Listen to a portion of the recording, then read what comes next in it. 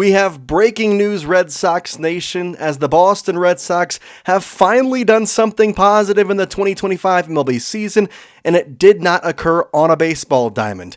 The Boston Red Sox and Garrett Crochet are in agreement on a 6-year contract extension, keeping Garrett Crochet at least in a Red Sox uniform till 2030 and possibly beyond. I cannot explain my excitement. We have our ace of the future. Garrett Crochet is the new Chris Sale that the Red Sox took in, extended, and now he will be a Boston Red Sox until the 2030 season.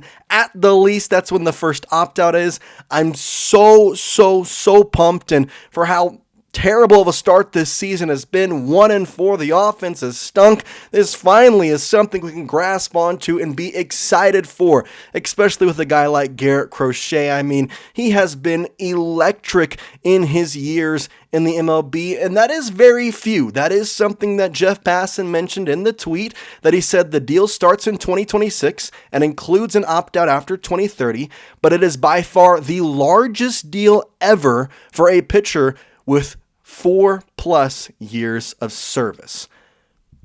I'm just so excited. I love the ace of the future already being with the Red Sox. This really youth that the Red Sox are bringing with Kristian Campbell, already in the majors. You sign Garrett Crochet. You have Roman Anthony and Marcello Mayer waiting in the wings. Brian Bayo is still really young. Tanner Houck is still really young. Tristan Casas is still decently young, although I don't know how long he'll be on the Red Sox. Wilyer Abreu is still really young. This team is building themselves up to be such a long-lasting future. And the Red Sox, they've always been good in some aspect, but the problem with them in the past 20 years is they're good 1 year, and then they're terrible 2 or 3 years later. Obviously, 04 to 07, they were great, won a World Series in 2 of those years. But you remember 2013, 2012, they were a terrible baseball team, and then won the World Series the next year, and then went back to being pretty bad in 2014. In 2018, they won the World Series, 3 years going to the playoffs, that's great.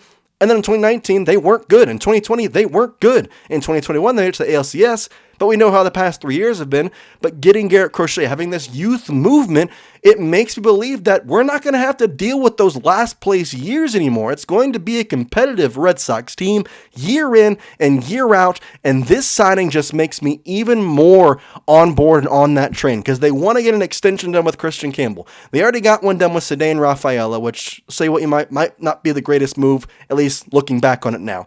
You have Roman Anthony and Marcello Mayer, who they've talked about wanting in Boston for their entire careers.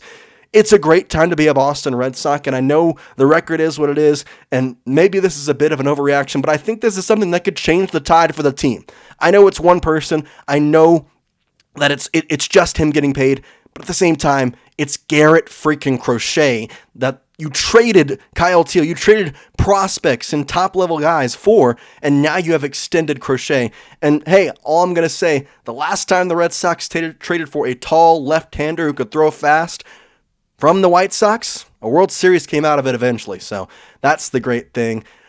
I'm just overjoyed. Obviously, Garrett Crochet didn't have quite a amazing control in the first start, and there is a little part of me that wonders if Garrett Crochet realized his control wasn't great in that first start, and the Red Sox noticed that. I mean, granted, it wasn't a bad start. 2 runs over 5 innings, and you're complaining. That's how good Garrett Crochet is, first of all. Second of all, if that game did anything, I think it showed, okay, Garrett Crochet, hey, let's try and get a deal done. The Red Sox, same thing. Let's get a deal done. You have the off day tomorrow. The contract negotiations, I guarantee you, were going on during the game today and into now when we have the official report. So it's just kind of an interesting look at when you see his first start. And I'm not going to say it was bad by any stretch of the imagination. It was a good start, but it wasn't like, crazy off the wall. Like I truly think if he would have gone 6 innings of no runs, control of the cutter, control of the sinker, control of all the pitches, well then, maybe it's a bit different of maybe the contract numbers, but that's just my theory. It's one game. I doubt it changed that much, but it's just so nice to have this type of talent on your squad.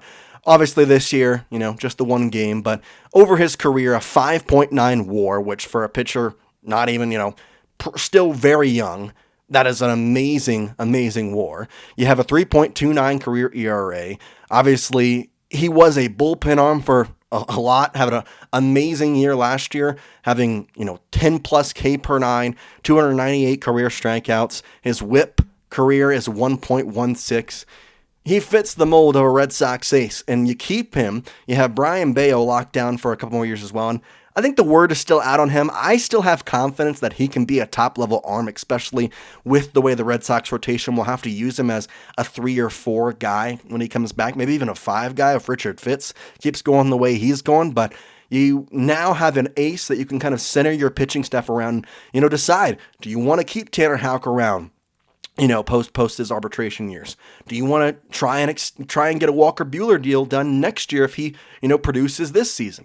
You can have the ideology of, okay, we don't need an ace anymore. We don't need to go out and sign this predominant guy who's going to be our number one starter. We don't have to hope that Tanner Houck is going to be the guy that he was in the first half of last year. No, we have our guy. It's Garrett Crochet. He is going to be our ace for the next, it's 2025. You're talking at least 5 seasons of an ace on your squad. That right there is just happiness alone.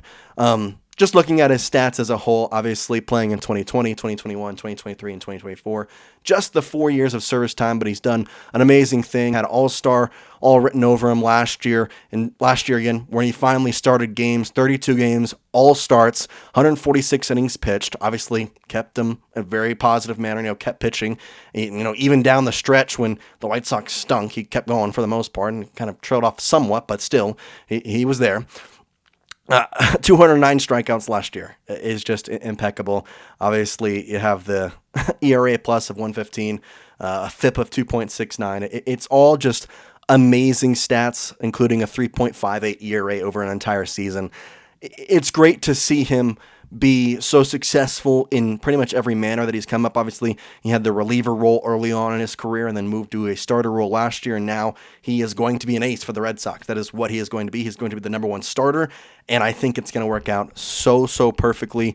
And now this pitching staff, although, depending on what we see in the near future, you have Garrett Crochet, Tanner Houck, Walker Buehler, Richard Fitz. Obviously, we saw what Newcomb did today, but Brayan Bello, Lucas Giolito, and Cutter Crawford will all be fighting for that, 5 spot probably. But with the way Richard Fitz pitched, I honestly think that we might see a trade package with Cutter Crawford soon, and maybe he's out the door to try and pick up and even another reliever or a pitcher, depending on what we decide to do there. But obviously, the staff is good on its own, and having Garrett Crochet, a guy who was born in 1999, signed till 2030 is spectacular. I can't say it enough.